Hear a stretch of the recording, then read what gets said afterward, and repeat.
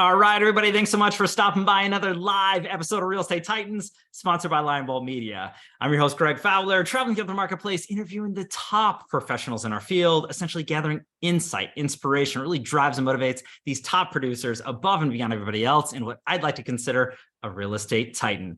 Now, our very special guest and future titan for episode 275, all the way from Minneapolis, Minnesota, none other than Mike Bernier. Now, Mike, it's an honor and a pleasure, my friend. Thank you so much for taking the time. I appreciate it.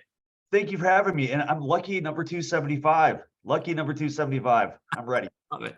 I love it, my friend. You are among so many great professionals from all over the world. And again, it's an absolute honor and a thrill to have you to share your story and your thought process to really scale and grow business to the highest of level with the Titan Nation. So, Mike, without further ado, I want to dive into your story, who you are, what got you into the business, where you came from, and kind of your progression through your career that's led you up to today, kind of the origin story. So let's go there if you're all right with that.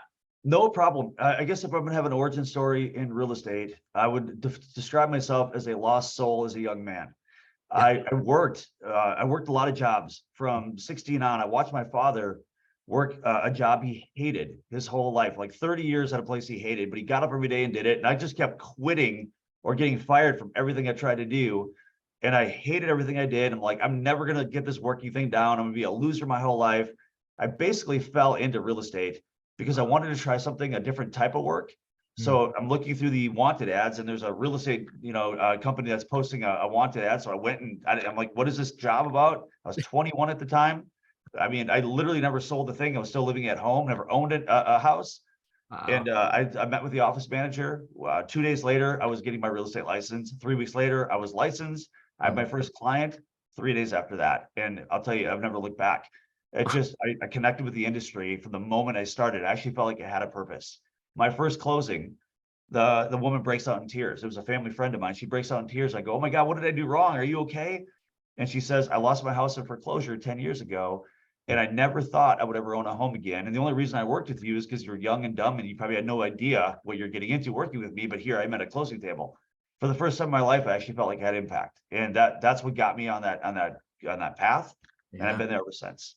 Oh, Mike, but that's such a beautiful, up and coming story is coming through, as a young man, just exploring life and going from opportunity to opportunity and not really fitting that place or seeing the path to life in there. And I think that it's natural for so many people that are out there, entrepreneurs or business professionals or anybody in between, obviously, to the real estate community. This is not a occupation that someone thinks as a young child, someday that's the dream job. Usually it's a baseball player or an astronaut, a fireman. Yeah, something. No, not a real estate agent. You're not thinking about that. But, once you get in, there's so many people that once you're in for life. You just can't get out. It connects with you. It grabs you, and you're making your phone calls at 10 o'clock at night. You're dealing with everybody else's stresses and problems. And you think, why am I doing this? But you're just hooked. It's people like me, you just get hooked in the business. You do. I love that, Mike, too. And in addition to that, obviously your progression through your career, and you've hit some incredible highs. I mean, breaking, shattering records. I mean, growth and development, massively dominating into the markets that you serve. I want to get into that story and lineage. So, okay, we'll pick up you're in the business now. You're past the first year. What does your career path kind of look like? What were the stages kind of leading up to today with your career path into real estate? I'll tell you, I learned the hard way. I tell a lot of brand new agents this one piece of advice to say, if you want to know how people really feel about you, get your real estate license. And I went through this because, you might have friends and family and you get your license and they just ghost you. They're not going to use you. Once in a while, you'll see a brand new agent that everybody, they have instant credibility. Their whole SOI, their sphere of influence flocks to them, throws them business. Most of us, we were the dumb kids that they remember that were not credible, didn't show up for things, canceled on people. All those things kind of catch up to you. So you have to go and build like a new network. And that's what I did. I was very young, but I got all of my business from the two places I hung out. From the bar, I was 21 years old. So the bar and the gym is where I got all my business from. And I was doing up to 15, 20 deals a year before I was 22, 23 years old from those two places. And, I'll tell you, I learned a lot in that, your network is your net worth, right? So as I got older, I kept upgrading my network and my opportunities kept growing. So a lot of new agents coming to the business today, they get so down on themselves. Nobody's helping me. My friends and family, they're using other agents. Said, yep, that happens a lot. It's time to upgrade your network. That was one of my first lessons. But for the first 3 or 4 years of my career, I went from 10 deals my first year, 15, but I was doing 20, 25 deals by year 3. Then, by the year 4, I'm doing $250,000 a year at 24, 25 years old. That's a bad thing for a 24, 25-year-old undisciplined guy. I spent a lot of money in VIP rooms, champagne bottles, you name it. I was throwing money out the window like crazy. I learned my lesson during the crash. I learned, about investing, saving, how to run a business. When the market completely crashed in 2008, I was doing up to 40 transactions a year as a solo agent, no transaction coordinator. We didn't have those back in those days. So market crashes, and that's where I kind of learned one of my first lessons of business, of how to actually run a business like a business, how to put systems in to your business. So up to that point, I was ignoring all kinds of opportunity. I was ignoring investors. I had opportunity in REO. I liked my first time home buyers, my first time move up buyers. That's what I liked. That's what I was comfortable with. Wow. And that whole stream of business got compromised during 2007 and 6, 7, and 8. And I had to rebuild. I started working with flippers. I started working with long-term rent and holds, buy and holds. I started working with investors. I started working with all kinds of different variety of people. But the best year I had as a solo agent before I started running teams, prior to the crash, I was doing about 40 transactions. After the crash, when I rebuilt, here I find myself doing 70, 75 transactions, diversifying and getting business from different lanes. And I watch agents struggle with this. It's like they get one thing that they're good at or one source of business, and that's all they focus on. It's great when it's working until it's not. And when it stops working and you have nothing to shift to, you find out really quick, what the bottom feels like, what it feels like to struggle. Because this business is fun when you're not worried about money. When you're not worried about the next deal, when your income is consistent, the business is fun. Wow. When you're worried about the next deal, when you're worried about the money, how you're going to pay your bills, it's not fun anymore. You stress out, you lose sleep at night. I think we've all been there. We've been through those slumps, right?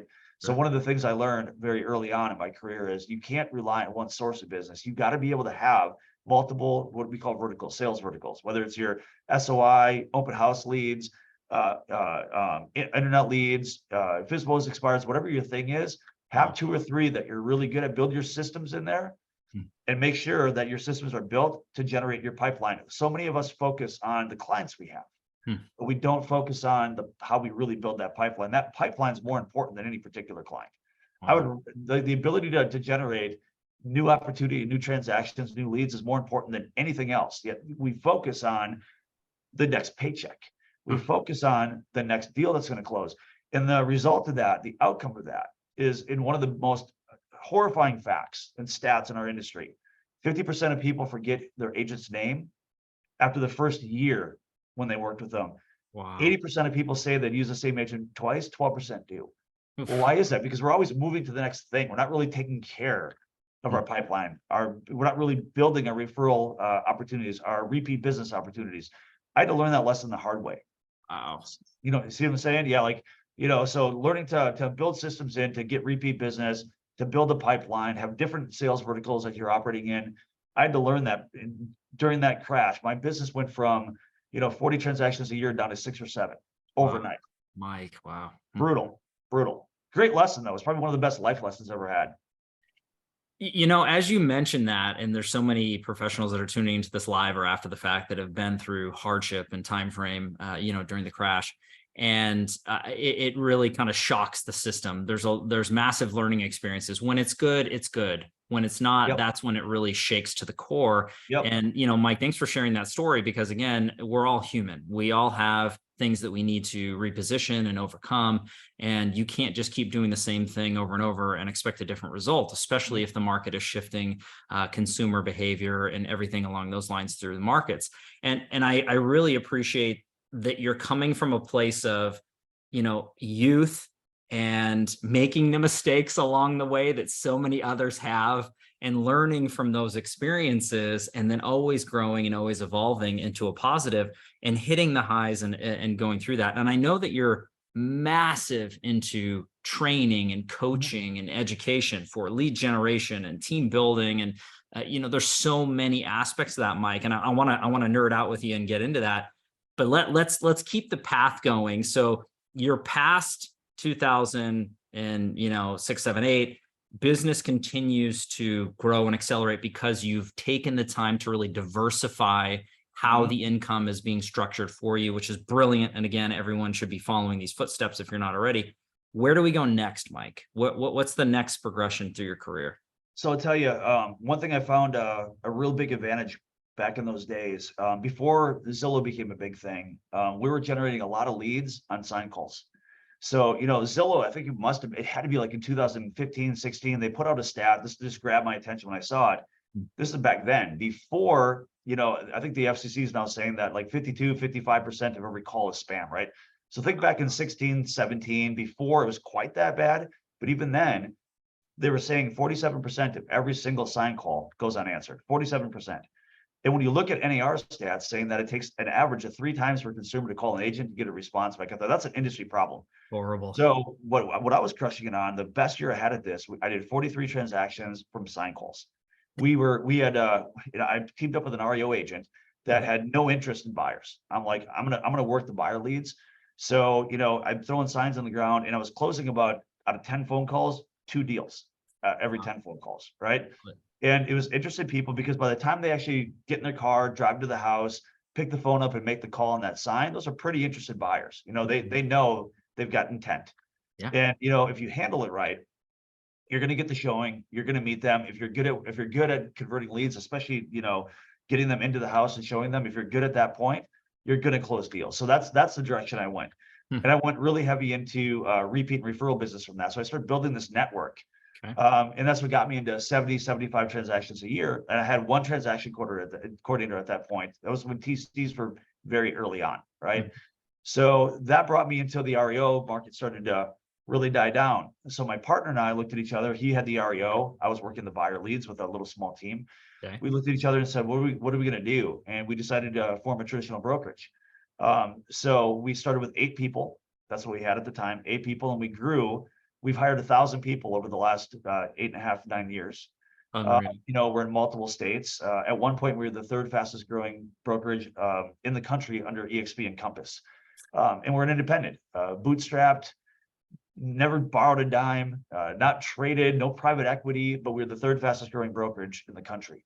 And when we got our start early on, our big claim to fame was we're taking agents that were really, again, this was coming kind of out of the crash, taking agents that were struggling and kind of showing them what we were doing to be successful. We got into Club Wealth, which Club Wealth, I think right now is about the 4th largest coaching company in the country. Sure. And we worked our way from being coached to being coaches to being the top coaches, the top tier of coaches. So we did that. And we were helping grow teams that were doing 200, 300, 500 transactions a year. And we're putting these things together and being part of it. And we're bringing this back because now our Rolodex wasn't just, agents around the country. These were the best teams in the country. Whether you're talking about Club Wealth, Wailopo, Commissions Inc., the networks of people, their top people were our private masterminds that we would go and travel and get in a rental home or an Airbnb for a weekend. We just sit there and we would mastermind. And we bring this stuff back for our agents and say, here, you got to hear this information. Here's what people are doing. So we were growing people. And, the last time we checked, our agents were having an average of 104% growth in the first year with us, 104%. So if they're doing 8 transactions, now they're doing 16. It was all because we're giving them actionable, implementable steps to put into their business, things, and giving them leverage into their business that they could kind of go to that next step. I think everybody, whether they're willing to admit it or not, feels like they have a need to grow. And people argue that, like, I'm comfortable where I'm at. Well, you might tell yourself that, but we all as people have a desire to really grow, to bust out of our comfort zone. Some people just submit to it and they're like, nope, I don't care. Reality is, I think everybody has that instinct in them somewhere. And that's what we grew a business on, really helping people find that and grow to that next level. So, but that was because, like I said, we've been so fortunate to be in rooms with the top people in the industry, top tech providers, owners of the biggest companies, top team leaders, people doing thousands of transactions a year. That was our speed dial, so we got very lucky there. I never want to be the smartest guy in the room. That was always my rule. If I'm not the dumbest guy in the room, I'm in the wrong room. That's how I felt. I just want to take notes from everybody. Oh, well said, Mike. I absolutely love that. And again, just kind of giving us the backstory of everything that's going on with Realty Group. And I do want to, you had mentioned, a couple individuals. I want to dive a little bit deeper into that. Big shout out to, Michael Hellickson, Yeah. obviously at Club Wealth. He's a past Titan. So if you're watching this, Mike, big shout out. When it comes to Realty Group in and of itself, how did you meet Long Doan? Sure. And what Yep. was the story like there? I'm a huge fan of Long, Yep. past Titan as well. Love this man to death. So I'm always curious as how worlds collide, right? How So people really come together. so Long, he was the REO contact. He was doing, he went from 0 to 350 REO properties in his inventory in 6 months' time, right? I mean, everybody loves Long. They meet him. The REO asset managers, people are calling on those asset managers like, we love Long. We're just going to give you listings. So Mhm. he was getting 900 phone calls a month on those listings with zero going on to capture that opportunity. I Wow. was running an online lead generation team. I had a group of small group of agents at a different company. My best of friends that knew Long connected us and said, I think you guys need to know each other. Long said, yeah, I'm getting all these phone calls. I didn't believe him at the time. He said 900 a month. I said, there's no way. But he opened his CRM and I started counting them. I'm like, you're getting 900 phone calls a month. What are you doing with these? He goes, I'm talking to you. That's what I'm doing. I'm like, Okay. I'm in. I'm going to come over right now. I'm going to transfer. We're going to start working these leads. And we were just crushing that. Hmm. But like I said, as soon as the REO died down, Yep. Long and I looked at each other. We had a serious discussion. Did we just part ways or Hmm. did we do something different? That's when we decided, that's when Realty Group really became a reality. So he formed the brokerage. He founded it in 2009 to service the REO. Mhm. And end of 2013, we started having the discussion of what's next. After REO is done, where do we go from here? And we decided that we took a look at all the local brokerages. And I bounced around quite a bit, through my 20 plus years at that time. Sure. And I would look at different models and say, let's keep this piece and throw out the rest. And this other model, let's keep that piece and throw out the rest. We just kept finding the good things about all the models, and we Wow. wanted to eliminate the bad. And what we wanted to accomplish is we wanted to have a flat fee, 100% model that offered more than any traditional or split model. Offered more, and nobody thought we could do it. Well, how do you afford it? Can you do that when you're not collecting the money? I'm like, I know there's a way, and there is. We figured it out. Hmm. What we offer, the amount of stuff, if an agent went to buy everything that we do on their behalf, it'd be over 20 grand a month that they'd be purchasing out of pocket that we have for a nominal fee of $100 a month and $5.95 a file. We Huh. figured it out. Huh. That's what we did. But Long and I both of us, we sat there at that crucial moment and said we could just go our separate ways, Mhm. or like true business people do. How do we leverage each other? How do we use each other's strengths?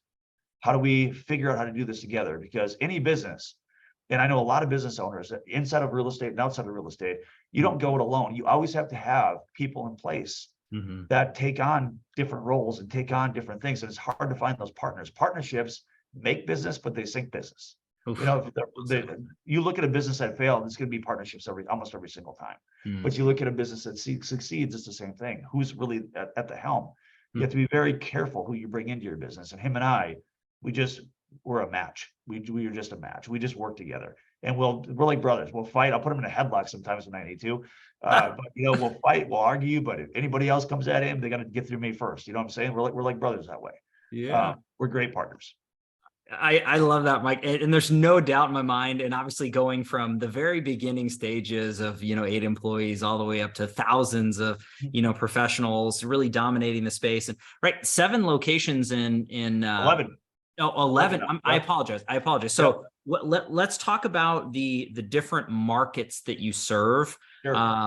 As far as, when we're talking about Minnesota Yep. and we're talking about it's Wisconsin. Wisconsin. Now we're in Florida. Florida's a big thing for me because if you spent any time in Minnesota, any of you people that have been in Minnesota, you realize that we have beautiful falls, beautiful summers, but right around Christmas time through, I don't know, call it April, it's like hell on earth. It really is. It's freezing cold. It's super dark. It's not pleasurable to be here. The older I get, the less tolerance I have of that. Oh my God. And you go to Florida and you've got nothing but hundreds of thousands of real estate agents. Yeah. And they have, the thing is about real estate in Minnesota, it's seasonal.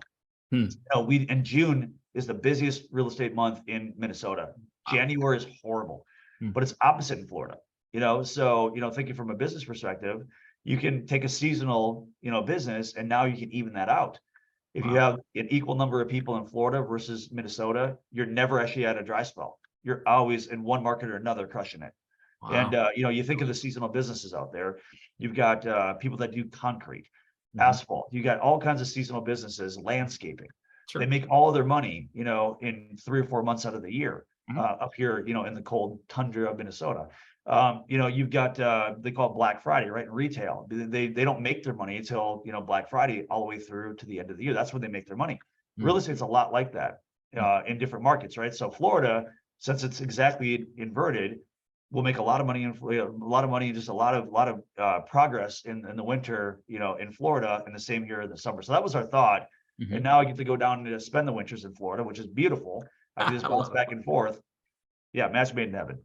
Oh my, and that's so great. And again, 11 locations and absolutely dominating. I'm always curious, and I know that so many others are. I mean, going from the very beginnings to where you are to today, that's massive growth and huge, huge impact. What was it like for you, Mike? I mean, what were kind of the highlight reels as you were growing, expanding? What were some of the things that maybe you learned, that you could kind of reflect on?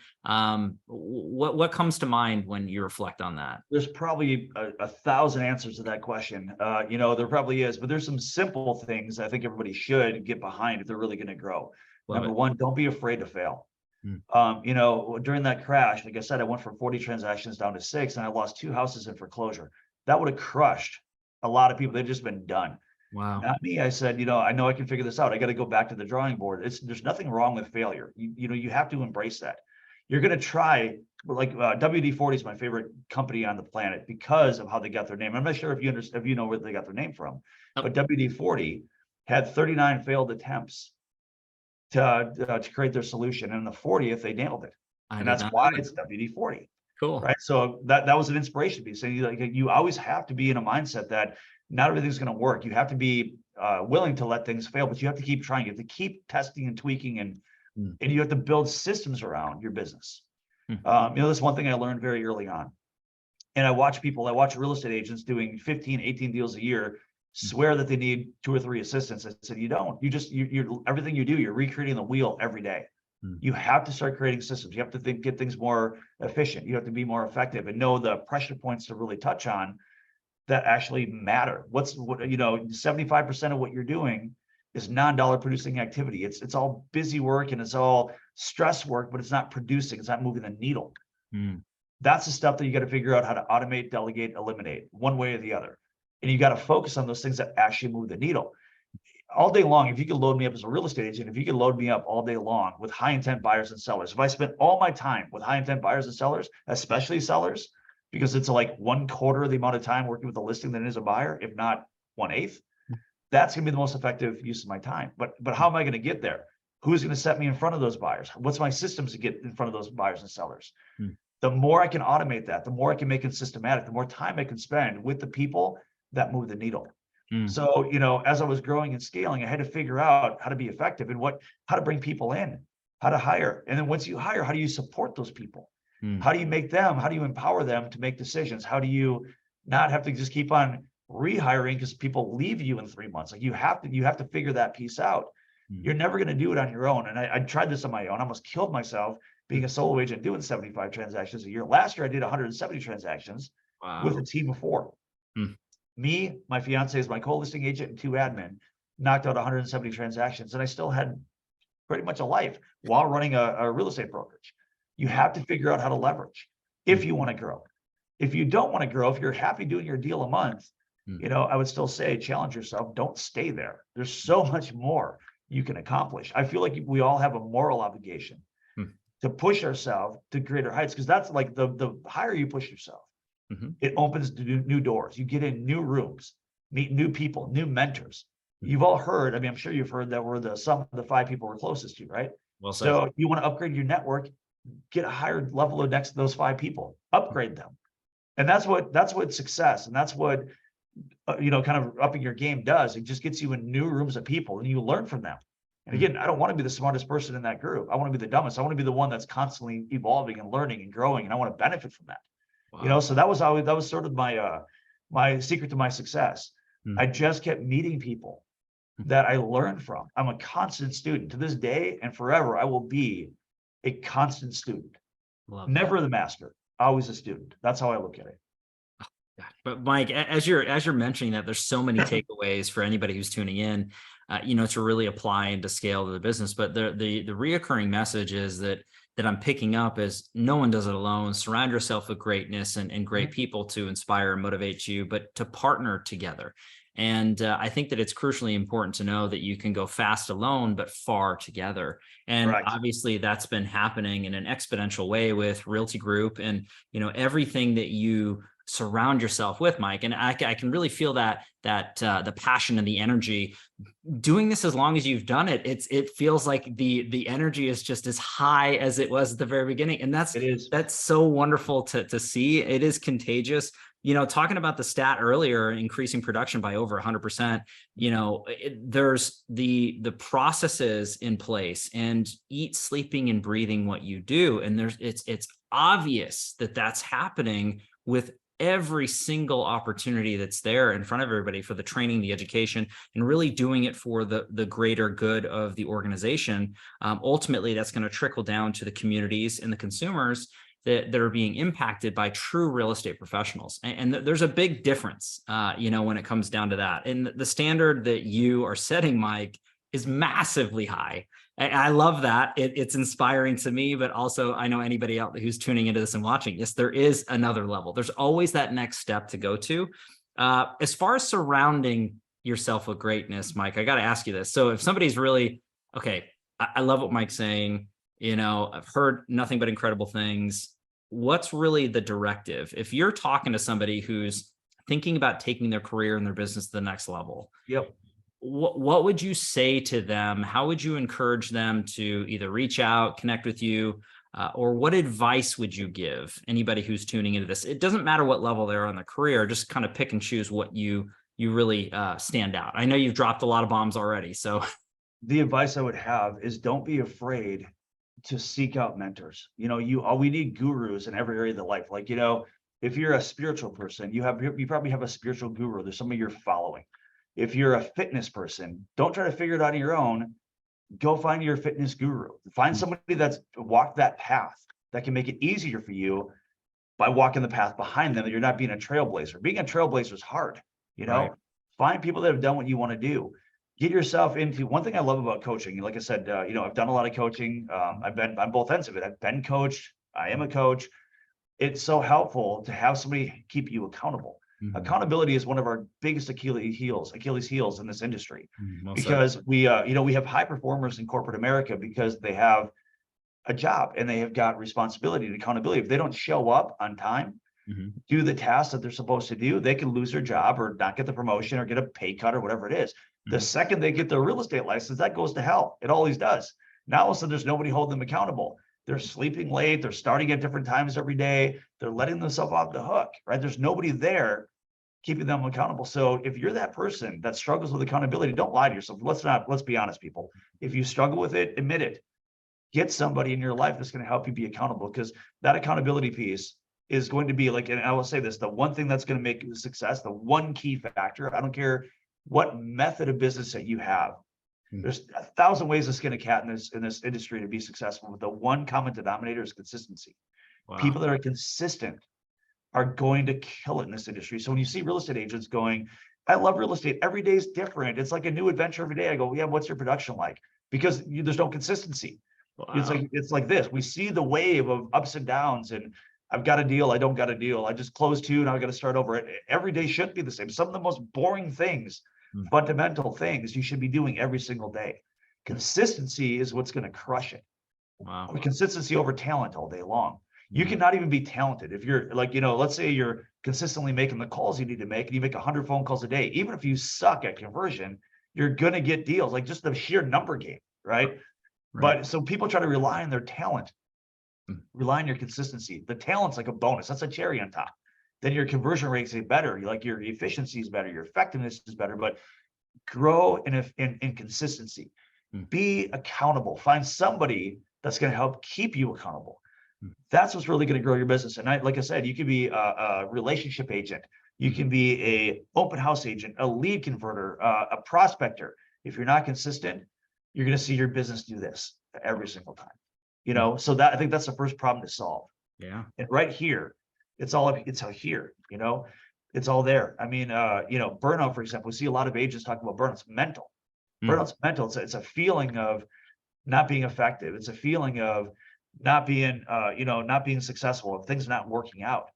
Once you stay consistent, once things become habit, remember, habit's compulsive. Motivation sucks. Motivation comes and goes like an emotion. One day you feel motivated, the next day you don't. But habit is compulsive. When you get stressed, you fall back on habit, good or bad habit. So when you form these habits and you become consistent and things get tough, you're going to fall back in these behaviors that actually get you out of the problem versus deeper into it. So a lot of agents, I feel, rely on their motivation. How do I feel today? Do I want to actually dig in and work? Well, again, accountability is a problem. We don't have a lot of self-accountability. If we don't have somebody pushing us, the way, the hack of that is build these into habits, build it so deep into habit, it becomes compulsive. Wow. That's probably the best advice I can give anybody. Well, that's huge, Mike. I mean, it's so deep into nature, and you're talking about habits and execution and consistency, mindset, and being, really self-motivating, self-starting. But I also love the fact that you're looking at it from a standpoint of not necessarily waking up and riding that emotional roller coaster that every entrepreneur or real estate professional has in any given time frame. It's to look at it and say, hey, if we were only going to show up to work the days we really wanted to, it wouldn't happen. Right. So it's the days you really don't want to that you got to double, triple down and just understand that, to kind of push back and formulate those habits over periods of time. And I think it was a study, what is it, like 66 days or something like that? Yeah, you can to form the habit. Yeah. I mean, so I think break the habit. It's so easy. You can break the habit in a matter of no time. Right. That's why it's so important. You have to continue. Like, it's so important to do it.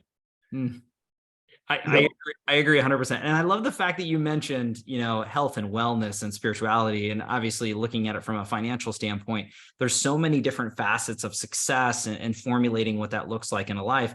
I'm not a believer in the one size fits all. Everybody's on a different path and a different journey, but to have that customized, experience with your mentors, with your leadership, with the guidance that you have, and the sum of all parts that are around you is going to help you be the best version of yourself, whatever those circumstances are. I think that that's crucial. Unfortunately, Mike, and you know this all too well, not everyone is created equal. Unfortunately, there's so many people that settle into the real estate business and the industry. They get complacent. They have blinders on in continuance to say, hey, you know what? I've been here for a while. I don't know. I don't even take the time to have a conversation. All I would implore everybody to do is just really look at what's happening into your life and into your world, and understand that there are people out there like Mike who are really looking at it from a different place, in a perspective to really change lives and impact in a massive way. And if it's not right for you, it's not right for you. But I think ultimately we should all have open minds into nature. Not to say that we're making decisions or rash decisions, but I think that it is important to notice that there is duality. And Mike, I'm just loving what you're saying, man. This is great stuff. The reality of it is, it's gratitude, right? So when I look at real estate agents, that they forget how blessed they are, how lucky they are. That little license, that paper license you carry around in your wallet, or sits in your drawer, or sits on the wall that you frame, opens up doors. There's no cap to it. You can literally be whatever you want to be in this business. If you want to make 100 grand a year, there's a formula. If you want to make $1 million a year, there's a formula. There's no cap. And the key is gratitude. When you see the agents that get complacent and they just complain about everything, and they don't really want to do it, and they don't really put their heart and soul into their clients, into their business, I look at their gratitude. It's not there. It's just not. When you've struggled, when you've actually had to fight in your life and struggle, and to see what this career, what this industry can do for you, what the doors it can open, the possibilities, I have nothing but gratitude, nothing but. Mike, it shows. Your knowledge, your gratitude, your integrity, character, it's all there, my friend, and then some. I mean, this has been an absolute honor and a blast. I can't think enough for the time. Is there anything you want to leave the audience with? Any closing remarks or anything that comes into mind before we wrap this one up? One thing I'll say is, a couple of years ago, I watched this car going down the road, had a flat tire. And I looked at that, and it had this weird epiphany about sort of what, long story short, I really looked at holistically holistic health. When I mentioned, spirituality and physical health, mental health, emotional health, what I see is a lot of real estate agents having that flat tire in one of those areas. Their spiritual health is in the toilet. Their relational health is in the toilet. And they try to, like I said, you can't really be your best version of yourself when something in your life is off. You got to make sure all your tires are inflated. And when you do that, when you take the time to take care of yourself, your mental health, your emotional health, your relationships, and all of a sudden your real estate career starts taking off. It's weird how it happens. But if those tires, one or two of those tires are deflated, you always seem like you're out of energy, dealing with burnout, dealing with problems. You're never like really mentally checked in. So take care of yourself holistically, take care of all those areas, and put your heart and soul with gratitude into this career, because the people out there that you're servicing really need you. They do. I mean, we actually, I often hear real estate agents say that I do this because I want to help people. And then you got to dig deeper. Like, no, if you want to help people, why not put on a gun and badge and be a cop, or be a EMT or something? Like, let's dig deeper on. There's something about this industry that just grabs people. It's the place that they can effectively help people, something that they're good at, something they enjoy doing, something that they feel, that they actually have some importance to somebody at that moment. We in this industry get to service in the American dream. We do. We change lives. We do. But we have to take care of ourselves. We've got to be, you can't take care of anybody else until you take care of yourself. And we forget that sometimes. And then we come from this place of low gratitude, low emotional health, low emotional intelligence, and we're just kind of in this burnout mode, and the market sucks, this sucks, that sucks. Wrong attitude. Take care of yourself so you can take care of others, because they need you. They do. You're actually affecting their life. Be your best self. That's my advice. Mike, I love this conversation. I know the audience is really enjoying this dialogue and thought process, because it's from the heart. The integrity and the character that you showcase is massive. And once again, this is what you see is what you get sort of mentality, and truly somebody who walks the talk, Mike. And that's what I love about you in this conversation, and obviously the organization that you've built and continue to build. Sky's the limit and then some, my friend. And this is just an incredible opportunity for us to have a conversation. I can't thank you enough. It's been a pleasure, truly, Mike. Thank you for having me on. And I have to dub you an official real estate titan. That's a badge of honor that you can wear forever, Mike. It's in your heart. There's no trophies or plaques, but it is yours, my friend, and well-earned, well-deserved, 100%. So I appreciate you. And everybody out there, I appreciate you, as always, for your time and attention, your continued love and support. If you like what doing the Real Estate Titans, don't forget to like and subscribe. You do know what to do at this point, but I still have to say it anyway. I do want to give our sponsor a quick shout out, Lion Bolt Media. If you are a real estate professional looking to grow and scale your business with leading edge digital marketing, visit lionboltmedia.com. Now, we're live here every Tuesday afternoon, a different Titan, a different location. Catch everybody on the next live episode of Real Estate Titans. Take care. Thanks, Mike. Bye-bye.